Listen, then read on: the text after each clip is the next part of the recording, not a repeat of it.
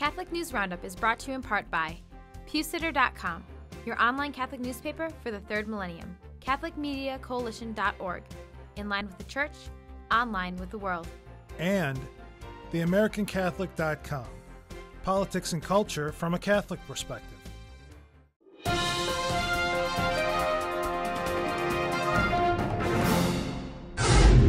Hello and welcome to today's edition of Catholic News Roundup. I'm Matthew McAuliffe.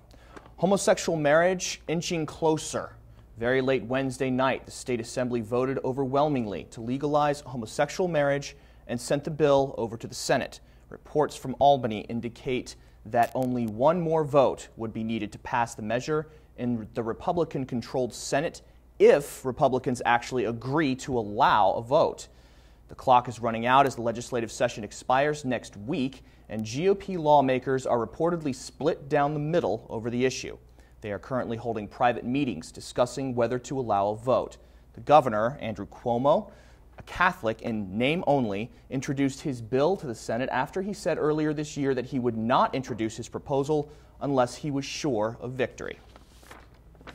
California judge dismisses bias. According to the Chief District Judge of California, a homosexual judge making laws in defense of same-sex marriage is no big deal. Former Chief District Judge Vaughn Walker struck down Proposition 8 last year, a law defining marriage as between one man and one woman only, and then announced his gay partnership when he retired later that year. After the ban on the proposition was upheld, pro-marriage lawyers immediately appealed to the 9th U.S. Circuit Court of Appeals. The case could define national policy on the issue if it reaches the Supreme Court, which many observers believe it will. Schools push gender identity education. The teachers' union in California is paying for children to be sexually indoctrinated. OneNewsNow.com says that Redwood Heights Elementary School paid for an organization called Gender Spectrum to encourage children to question whether there are such things as boy colors or toys just for girls. The instructor of one session read a story to the kids called My Princess Boy, a book about a boy who liked to wear dresses. The program of the elementary school was funded by a grant from the California Teachers Association and made Redwood Heights Elementary School the first one to teach kids about gender identity in the Oakland area. Stay with us. We'll be back in just a few seconds. Catholic News Roundup is brought to you in part by NewOxfordReview.org, the voice of Catholic Orthodoxy, in print and on the web, and RenewAmerica.com, expanding the influence of America's grassroots in the cause of freedom.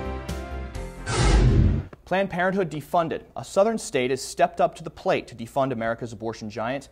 Reuters reports North Carolina is the third state to defund Planned Parenthood, which says the move will force it to shut down its efforts at targeting teens, while also forcing many people to pay for abortions out of pocket. Unlike Indiana, abortions will still be available through Medicaid, but Planned Parenthood will no longer have $500,000 of taxpayer money to put towards the murder and corruption of youth.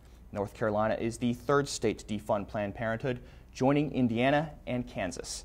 The Tar Heel state has also proposed legislations that will require ultrasounds, pregnancy center consultations, and a 24-hour waiting period before an abortion is permitted. House of Horrors sparks crackdown. Gosnell's hideous atrocities against life in Philadelphia have led the state Senate to begin tightening abortion policies all across Pennsylvania.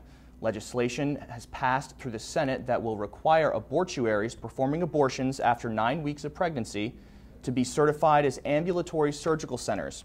That's just like centers that perform knee and eye surgeries.